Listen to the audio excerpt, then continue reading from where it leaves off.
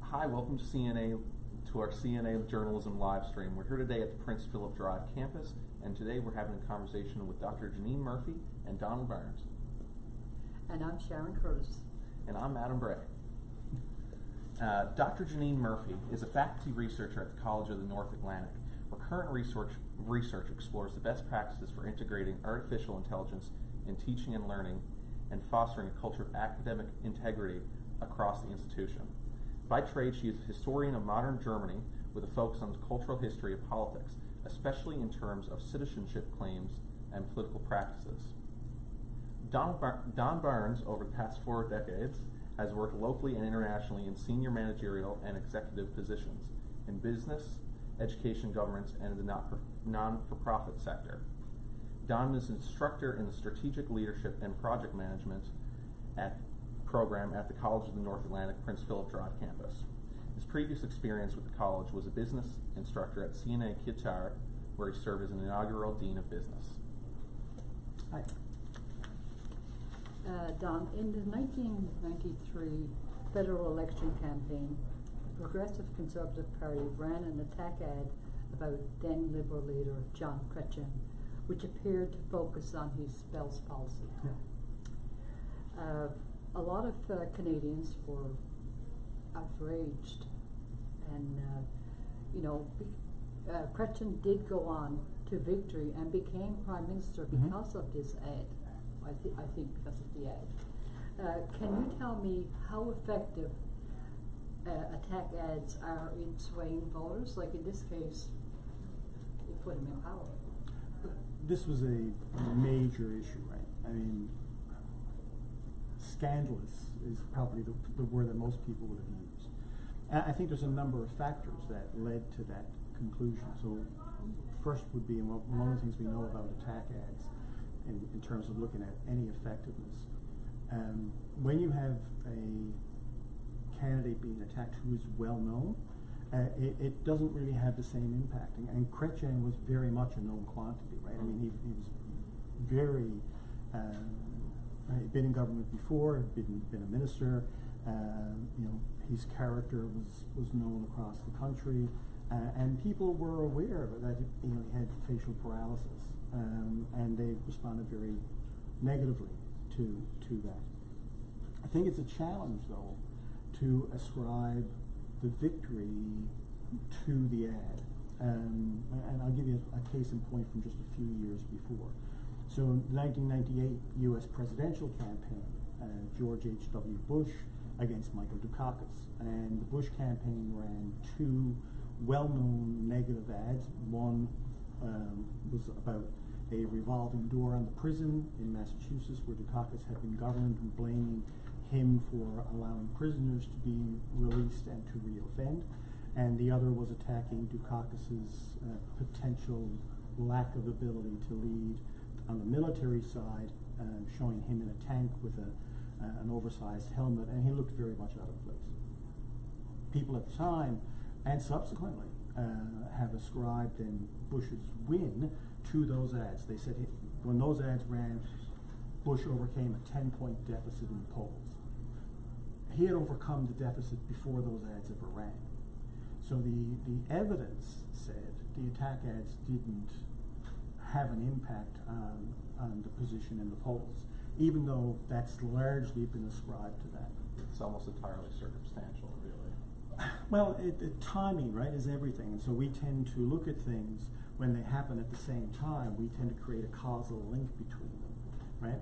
And without doing some actual research and looking into the evidence, you can't really determine that. Well, how could you quantify, I guess, how effective these attack ads would be in swaying voters? How would you actually quantify that and measure that? Right. So there have been some studies done to attempt to do that, where they tracked people's voting intentions and before and then throughout the campaign. So before the point of attack ads.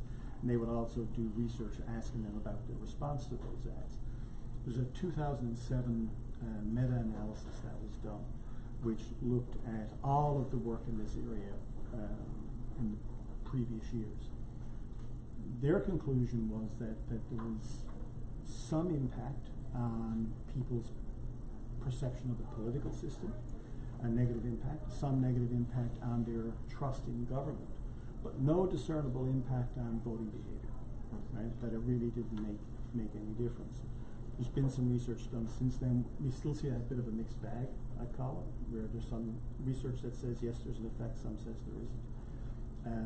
But it's really hard to parcel out because it's one element in a multifaceted political campaign where there's so many elements that just you can't control for. Right? Can we say with certainty? No, I don't think we can. Within, I guess, the current media sphere, how have attack ads really played into what's been going on in terms of how people perceive elections as just a process, I guess? Because as you said, these negative ads usually erode people's trust in the government and public figures. What about the process itself of an election? Do these attack ads take away from what we see as the cornerstone of democracy? Yes, this is the short answer. There's a question of to what extent, Yeah. how big an impact does that have? There's a study, a Dutch study done that looked at negative advertising and its impact. What they found is that it might affect some low-level activity, like signing a petition or having political discussions, but they didn't see any larger impact than that. I think people will get, they may be disillusioned with the process, they may be disillusioned with how it works, but if there are significant issues, if there are real things that people are concerned about, they also recognize that kind of this is the system that we have right now, and so that they will, I think, turn out and vote if they are kind of stimulated by the issues and by their concerns. And I think, like, if I can just jump in here, if we go back to when Stephen Harper ran against Justin Trudeau, I did some research around this, and a lot of the research was talking about the fact that they call it the niqab election in political science, right? So it was this idea of headscarves and the role of headscarves and who gets to wear them in what spaces. And Trudeau basically stepped up and said, this is not the Canada we want to be in. Now, it wasn't in an attack ad or anything like that, but the idea that these kind of cultural identity politics, really attacking, coming into xenophobic language, all of that sort of stuff, there was a backfire effect against the Conservatives in that moment of saying, we don't want this to be our Canada, and so that's a really important part too, right? In the United States, it seems to have less backfire effects. It seems to be much more accepted as being, that's politics, that's what politicians do. But here, that was really one of the motivating factors for people to go out and vote. Trudeau. And say, not even just for Trudeau, but go out and make sure that they had their say in what was happening in society. And in most cases, it ended up to be voting for Liberal, but it was a big turning point kind of in that election. Yes, absolutely. And I think that gets us into what is it that people really care about? They care about issues. Yes. Right? Now, those issues can be positive or negative, and they can be positioned in different ways. But I mean, that's a great example. I think how important is that? It's not important enough for me to vote for a particular party, but it's going to stimulate me to get out and make sure that my voice is heard. Or to vote against them. Janine, as an AI researcher, how do you see your role in helping people make sense of what they're seeing online or on social media? And further to that, what responsible, if any, do you think the AI community holds in fighting misinformation? That's quite a question for sure in terms of responsibility. What I would ascribe to the community's responsibility is far greater than what they'll ever take on in terms of their ethical reasoning for what they're doing and how, we have these great tools and we should be ascribing that with great tools comes great responsibility, but we're not seeing that at the moment. It's kind of, let's break systems, let's break everything, let's see what we can do, put these things out there and just see what happens. And if humans use those for bad purposes, it's not our fault. And so we kind of have to step back in it.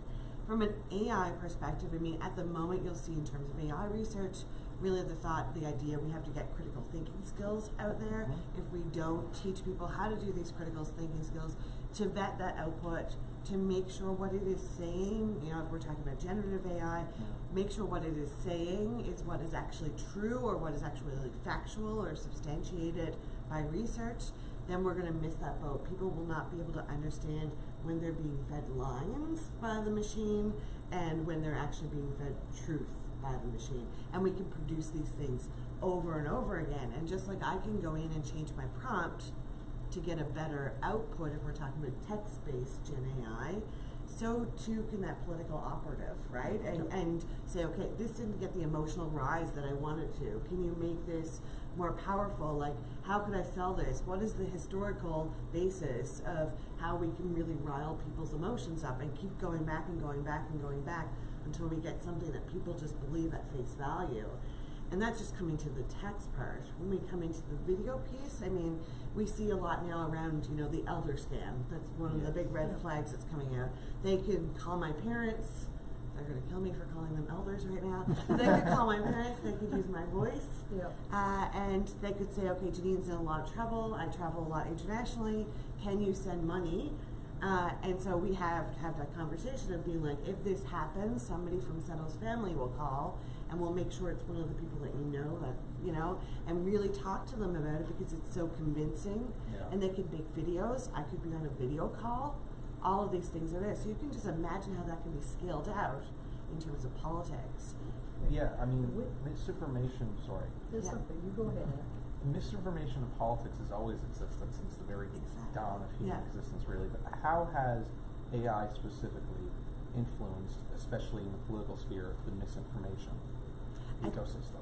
So I think there's two pieces there, and one would be the speed with which we can create things now, and how before it would have to go, I mean, you're more the marketing person, but it would go through test audiences to see what is the reaction, and then they wouldn't put it out there until they were absolutely sure.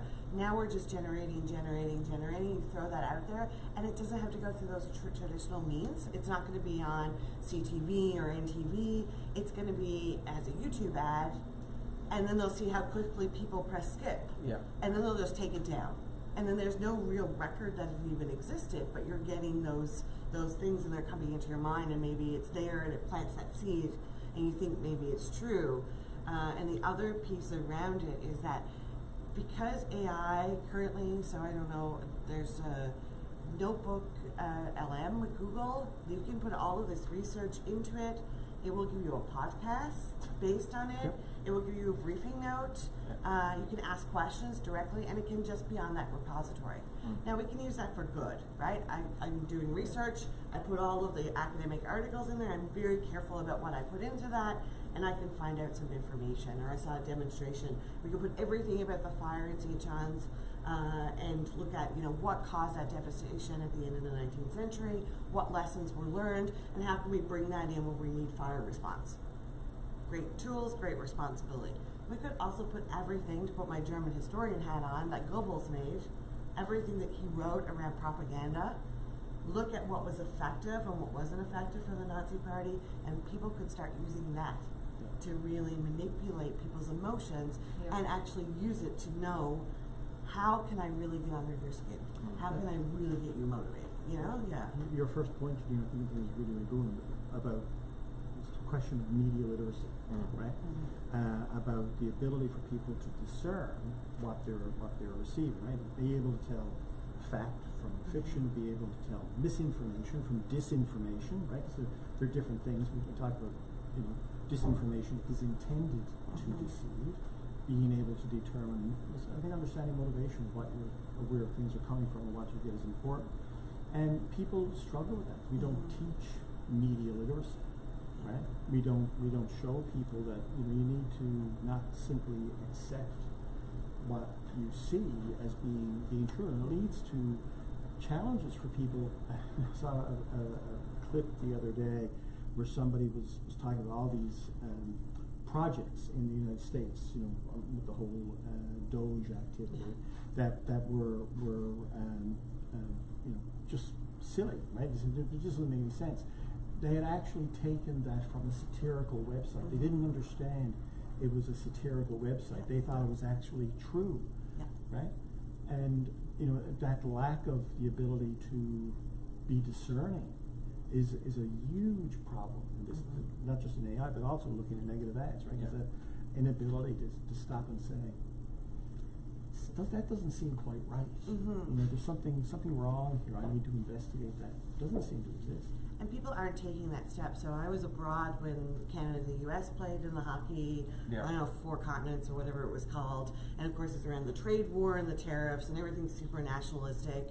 And I Big woke global up event. the next morning, big global event, but I'm with a bunch of Canadians who all work at post-secondary institutions, and we're talking about, oh, Canada won, and then I was like, oh yeah, and I saw a tweet from Trudeau, and it said, you can't take our hockey, and you can't take our country. And then I said, but I haven't vetted that yet, I haven't looked, I didn't go to Yeah. his Twitter to see if it actually came from him, so like take that with a grain of salt. And they were all laughing at me of all of the caveats that I gave just around popular culture, but that's how I'm trained. Yeah. I didn't go and do my due diligence, and now I know what I'm doing is wrong by telling you what might be a rumor, it might be fake, it could be deep, like it could be anything, and I didn't go check the source, so I'm telling you with this caveat, you know, that you should do this. But even for people who are working at post-secondary, that extra extreme step of always going and checking the source is not embedded in our everyday And lives. particularly if it lines up with what we already think. Exactly, because we think it's cool, right? That's super awesome that he's out being so, you know, Confirmation. yeah, exactly, yeah.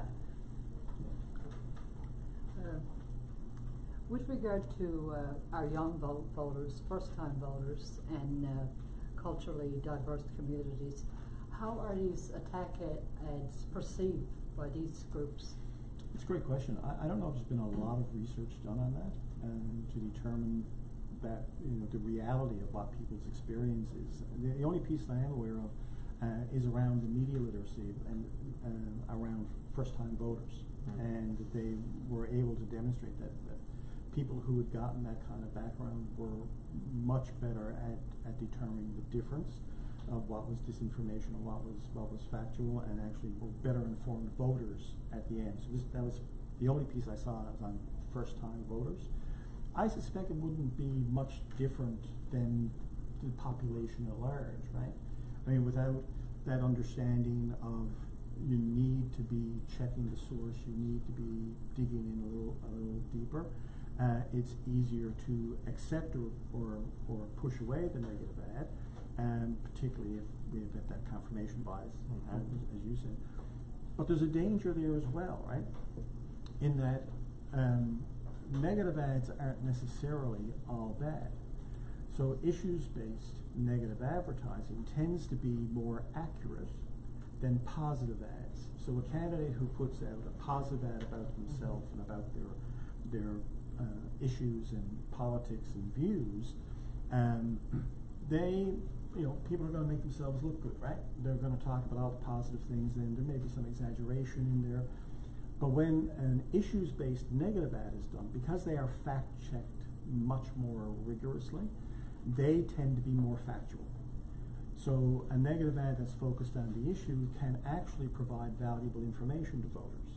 So we shouldn't just dismiss negative ads out of hand. We need to be able to determine the difference between, you know, the personal attack and a real issue, and be able to then take that information, even if it's attacking a candidate that we prefer, and say, oh, I should look into that. Is that right? Is that actually the voting record of the person that I'm thinking about voting for? Because I wouldn't agree with that. So that they can play a valuable role in providing accurate, useful information, but we can't discern between any of that. And I think that's where AI really muddies the water too, right? So if we're fact checking, and we were able to fact check it in real time and say, you know, what's in this ad, especially around personal attacks, it doesn't make sense. It's not really bearing out in the evidence. But now if I can make a deep fake of Carney saying something very unpatriotic, or, you know, I'm so glad I moved to England because it was a way better country anyways, and now I gotta go back to Canada just because I want a bit of power. Like, that could be an easily made fake video. And then you distribute that as an attack ad, but you upload that faked video on YouTube, so that when I say to people, that's not true, you didn't say that, they go and they look, and they're like, yes, I did. Look, it's on YouTube. And then I sound like I'm absolutely out in space somewhere going, oh, but that's faked. Oh, but you're just going to say that because you're a liberal. It's like, well, I'm not, but it's okay. Yeah. You knew how far left I actually was, you probably wouldn't talk to me. But like, that's the other piece of it, right? Is that we can't go back anymore with facts. And even people are reluctant to read facts, right? Providing data to people is not something that overly works. And then we have that data being undermined. That's like absolutely terrifying. I think the challenge that feeds into that is that by and large, people are trying to understand how the world works. Right? Why is the world the way it is? And if I'm getting information that helps me understand that seems to make sense, I need a really effective counter narrative to that, if that is in fact untrue. Right? I can't tell. I'm trying to understand something here, and I'm hearing one voice. Right? And I think that's one of the problems that we've seen over the last number of years with the rise of a negative focusing campaign, whether it's advertising based or not, is that particular piece, right? We're seeing that one side is being really effective with certain populations, and the other side has no idea how to grapple with those issues and realities and challenges that people are facing, and give them a narrative that says, they say, oh yeah, that actually does make sense. Right? And I think also as humans we're kind of conditioned, so if we go back to the young people side of this, is that currently, I mean, youth today face a really unstable economy. They're facing climate change, right? I mean, I don't have to tell you this. And so there is a huge amount of anxiety, and there's justified anxiety about what I'm going to be when I grow up. And the age of growing up keeps getting pushed further and further and further, well, right? For example, this is going to be my first election being a vote, right? So I am a first-time voter in this sense. So Right, and none of the politicians are talking about those major issues, right? So what are we going to do to address the problems of late-stage capitalism, that jobs have dried up and all of these things are happening, you know, that we were warned of in the 19th century, and plus we have this AI technical revolution that's coming, and nobody is doing anything about that, and then we have this climate change that's literally at our back door every summer, and nobody is talking or doing anything about that other than, you know, create a new tax, you know, or something like that, and then people are going to be mad they have to pay more money, and then they hate climate change. And so there's a lot of frustration there, and so if we're frustrated and we have this level of anxiety, it's easy for us to go into our emotional selves because we react with emotionality there, and that's what the research tells us is going to happen to us, and then we end up acting that way. And so I think young people are really primed at the moment, you know, to be taken by politicians, and to be taken by not reflecting back on what's being said and really digging into those issues, because it's also overwhelming. Right? And it's just so much to think about. Well, that's a whole other conversation. Yeah, absolutely. Young men. We'll come back for another chat. That's right. But back to disinformation, is there any ways that AI can be used to detect and counteract disinformation campaigns? So that's a really interesting point. The problem with AI currently, and I'm talking about generative AI, I'm not talking about the other ones, is that it has been trained on human behavior. And one of the main human behaviors that it's been trained on is that humans like to be helped. And they like to be served. So if I offer, I mean, ChatGPT, the GPT model doesn't do this so much anymore, but if I say please and thank you, or if I had to offer tips in the original, it would give me a better output than if I didn't. So depending on how the human frames that prompt, is this information correct or not? And if the AI determines if I wrote the information or if someone else wrote the information, do I like the other person who wrote it? The answer that I'm going to get back is going to be different. Or do you even like the stuff that's written there that the other person wrote? Exactly, the AI right? know that. It doesn't. So it's going to make an inference, probably based on the other prompts that I've used, the other things that I've looked up over time, and try and give me a pleasing answer. So if it perceives me to be a liberal, it's going to tell me that everything that Pierre Poilievre does is terrible and awful, and if it perceives me to be a conservative, it's going to tell me that everything that liberals does is terrible and awful, right? So so even I went in and to Copilot and I just asked it, you know, is Pierre Poilievre a danger to women, you know, based on his voting record. And I guess some of the stuff that I had been looking at that day had been a little bit more conservative slanted, and it slanted everything to be really positive. I don't know for sure if it's because of what I had done with the algorithm that day, or if it's where it's getting its data from. And that's the other piece that we have to remember, is that AI is scraping data from publicly available information. YouTube comments, Reddit feeds, Twitter, right? Grok. I mean, Grok at the moment, I'm sure whatever you put into Grok, it has to be like extreme. Like, I haven't touched it because I'm on an anti-Elon Musk ban at the moment, but it is very terrifying. And so it should be able to, but it hangs on that human to be able to ask it the right questions, dig in the information, and it comes back to media literacy every time. Yeah. If you don't know how to vet things, and you don't know what we do, you know, in journalism or in research, what we do to check to see if a source is relevant, if you don't have those skills, you don't know where to begin. Fundamentally, Should there be more fact checking by the media on tech ads? That's always a complex piece, right? So I think it depends on the country. So in the United States, I think it had a very big backfire effect. That when the media was fact checking Trump, so when CNN was doing a lot of that, then it became that they had an agenda against him. But it's like, it's not our fault that every sentence that comes out of the man's mouth is not factual, or there has to be, yes, it's true, but you always have to have that but at the end.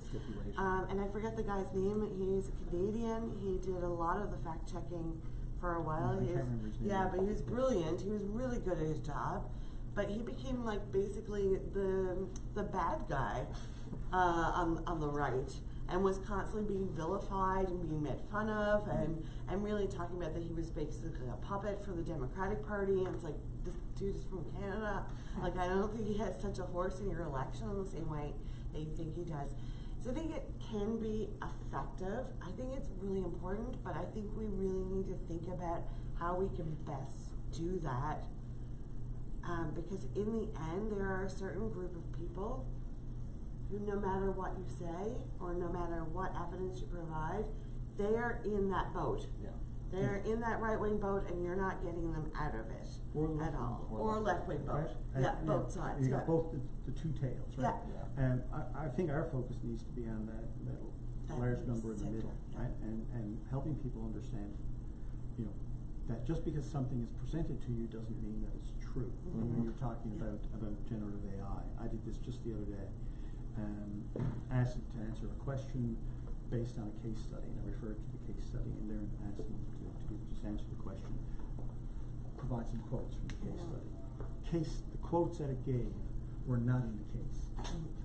Right? It did not exist. And I knew it because I had the case in front of me. I read the case.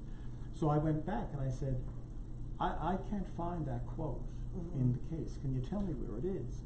And it came back and said, oh, sorry about that. That quote is a summary of the material in the case. It doesn't actually exist in the case. Would you like me to redo it with actual quotes? I said, yes. Bring it back. They still weren't from the case. So one of the problems that generative AI has is that in its scraping, if it cannot access the information, it will make it up, right? So we're into that problem of, if we don't do fact checking and provide factual information, then anything and everything that comes from any source will be accepted as fact. I think that's a big problem. It's a huge problem, right? So how do we get people there? That's the challenge, I think, right? About how do we do that education, help people understand what the impacts of that are, right? We cannot operate in a world where anything can be true and anything can be false because we decide whether it's true or false, right? The world doesn't work that way. And in fact, in our own lives, we won't accept that, right? We won't accept that, you know, we take a taxi somewhere and then we get out and we don't pay. You know, it's just a fact of life. That's not how things operate. I don't know where we kind of lost our view of it. Down below a little bit, but At what point do attack ads cross an ethical line, and who gets to decide what that line is? I think that's a really difficult question, right? I think that each was individually first along to decide that. I think the campaigns need to make those decisions first and foremost. I think that when a campaign puts out something like the Jean Chrétien ad, where the response is so visceral from the population, they did know this was the wrong thing to do. I don't think there's any defending for it. I don't think there's anything that you can do or say at that point to say, oh well, you know, sorry. But more and more, I think people are taking a very teleological view, right? That the end justifies the means, right? So yeah, that's okay. That might be a terrible thing to do. Maybe I feel a little bit bad about it, but if it helps me win, I'm happy to do it, right? I think that's largely the root of that kind of action that happens. We have to respond as citizens, as the people. I think we have to make it known to, you know, the folks in power that we don't accept this. There was a time in media where the companies wouldn't air an ad, right? They wouldn't take it if they felt it was untruthful, if they felt that it was hurtful, if they felt that it was wrong at some level. I think where we are now is that there's so much money tied up in this that it's that again, end justify the mean decision. Well, if I turn down the ad from this campaign, we're not going to get any campaign advertising from them, and we need that advertising in order to be able to operate and pay our employees and so on and so on, right? Where's the ethical foundation? I don't know, right? I mean, I know where it is for me. I know where I think it should be, but it just seems like everybody is willing to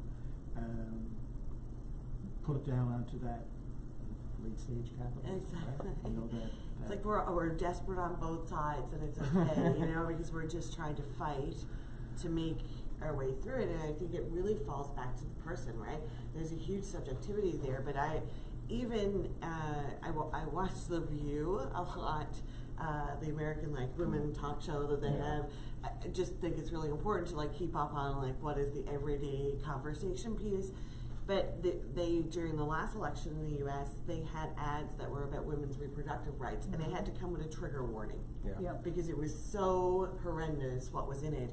But ABC actually took them to court, or refused to air it, and then they were taken to court, and the courts ruled that it's freedom of speech, and so this ad has to appear. If you're taking ad money from anybody, you have to take ad money from everybody. And so for months, predominantly women audience, I would assume for The View, were subjected to very brutal imagery around what happens when women make certain choices about their reproductive organs, and it was absolutely uncomfortable. Lucky for me, I'm recording it so I can fast forward it, but not everybody is doing that, right? So that's or I could just watch it on CTV where we don't get the American ads and move over to the Canadian ads. But that's part and parcel, right? Is that part of it is that because there's so much money in politics right now, especially in places where there is so much money in politics right now, anybody can run an ad, anybody can be involved. I mean, you have these PACs in the US that are putting out ads that aren't being controlled by the parties.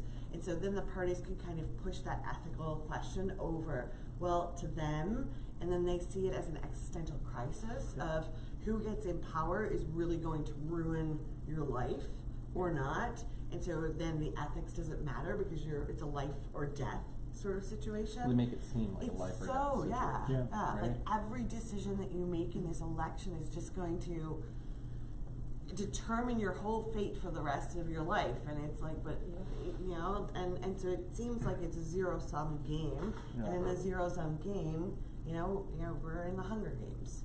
You do what you can to survive, basically. That's a big change in the U.S. since 2010, right? After the Citizens United decision in the Supreme Court. Fortunately, at least right now, we're not in that same position. There isn't that recognition of what the American courts decided basically is that corporations have freedom of speech. That really doesn't exist in Canada, right?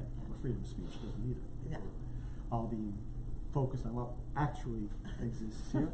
It's like, you know, everybody talks about their First Amendment rights, and lots of people do. The First Amendment actually was made to allow Manitoba to become a province. So I'm not sure how the First Amendment rights matter from in Manitoba. Canada. That Yeah, right? you're from Manitoba. Yeah, that's really important. But you know, right now at least, and I hope we don't go in that way. There are limits on what campaign contributions can look like. There's requirements to make them well known. You know, I think that fundamentally we have the same problem underlying, which is that we have you know, the political interests of business, you know, and the whole neoliberal view of economics, which we've had for the last 40 years, still has that lean over to that side as opposed to, you know, focus on citizens, on people, right? And that is leading to a lot of the problems that we have, right? And this is why I think, you know, to the point where we're talking about people getting frustrated with the election process and first-time voters saying, you know, where are the things that matter to me? You know, that's a long-term, maybe popular push issue. Yeah. Right? Where we need to be talking to the politicians, so whoever your member is, right? Reach out and say, these are the issues that are important, these are the things that matter, why are we talking about these other things? Yeah. And I think one of the things that we see with AI right now is that everybody can become creative, and that means creative. So, you know, I could write a script for a television show. That's the mindset. Anybody could do it now because we could just get the computer to help us. And then we'll get the computer, or I could be a podcast host, and I'll just get the computer to be my voice because my voice is not very, you know, nice to listen to or something like that. But the part that we also want to think about is that politics has become performative, right? Yes. And the more performative we become is AI's creative aspect can help with that performativity and can play into those emotions. And so we're not going and asking and saying, I don't care about nicknames, I don't care, you know, who has nice hair or who has paralysis in their face or, you know, any of that sort of stuff. I care about what are you going to do, you know, to socialize housing so that young people can actually afford to own a home sometime in their life. Or looking at other countries, I mean, in Germany it is very common to not own a home until you retire. And you put part of your salary away every year. You have like, it's a little like savings account that's just for your home, and it comes directly out of your wages, and then you put it away so that when you retire you have a house. And you live in an apartment, and my apartment that I lived in was not much bigger than this room. But that was completely, you know, usable, and it's fine. And we need to make those cultural shifts. So who's talking about doing those things? Who's talking about, at the moment, we're in a trade war, NAFTA is gone, whatever the new name of it is, you know, it has been undermined already. So why aren't we putting social programs in to subsidize food? Yep. Because we couldn't do that before because it was a violation of international trade agreements. Well, international trade agreements are done.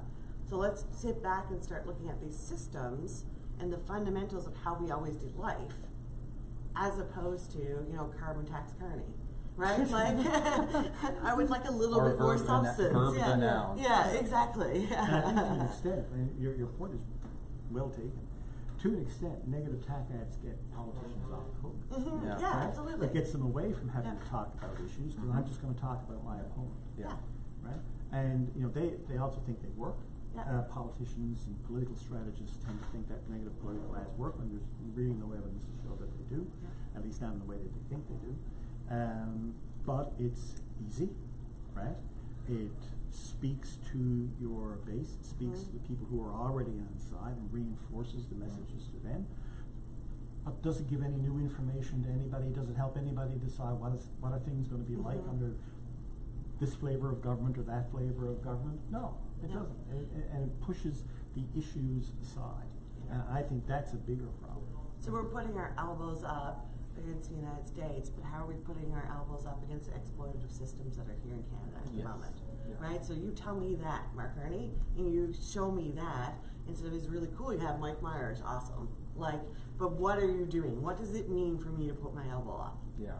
What does that mean in terms of what's going to be changed or transformed or revolutionized by you coming into the system? I don't know. And I don't know it from any of them. And they won't talk about it, is the main problem, right? Well, I think that there's not seen to be any benefit in talking about No. politicians. So, Yeah.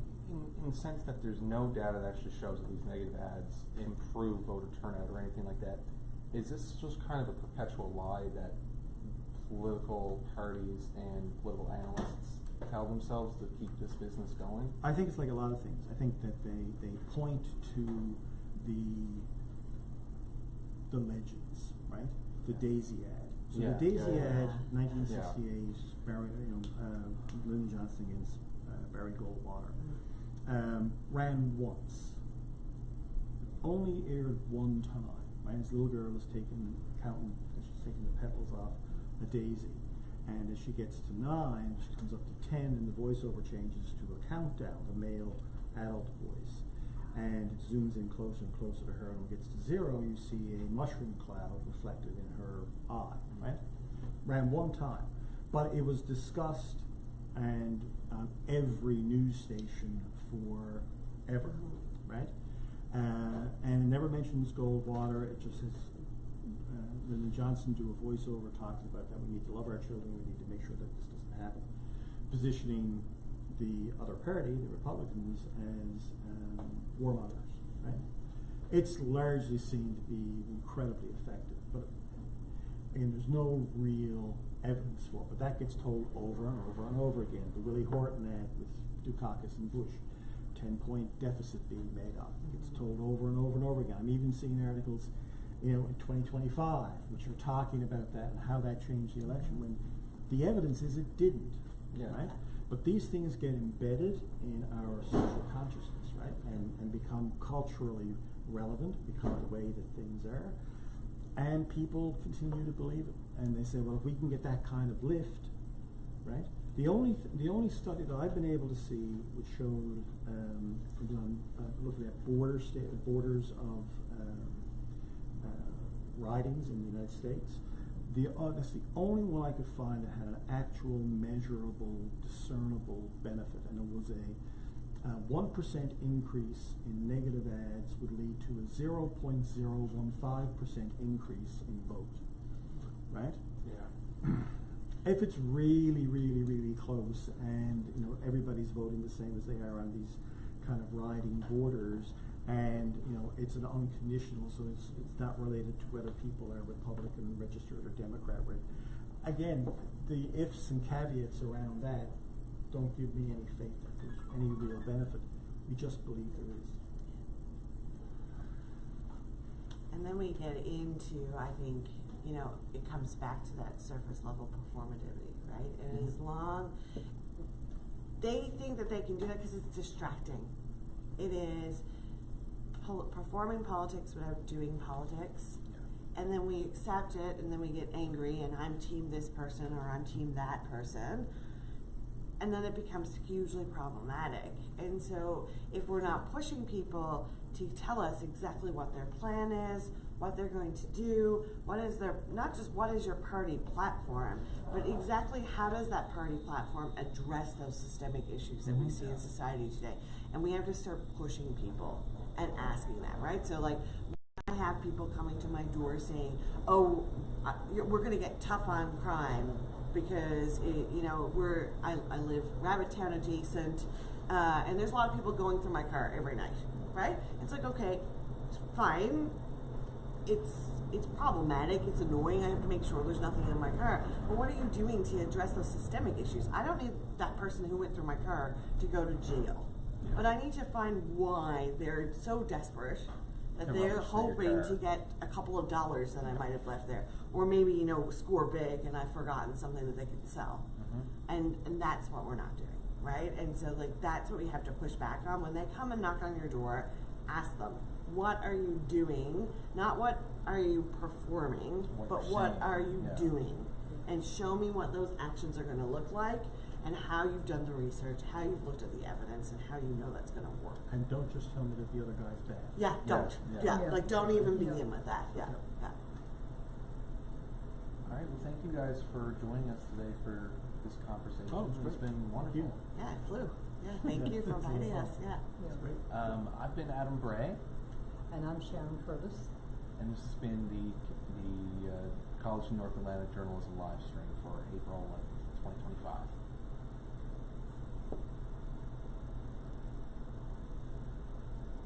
Clear. Good. Okay.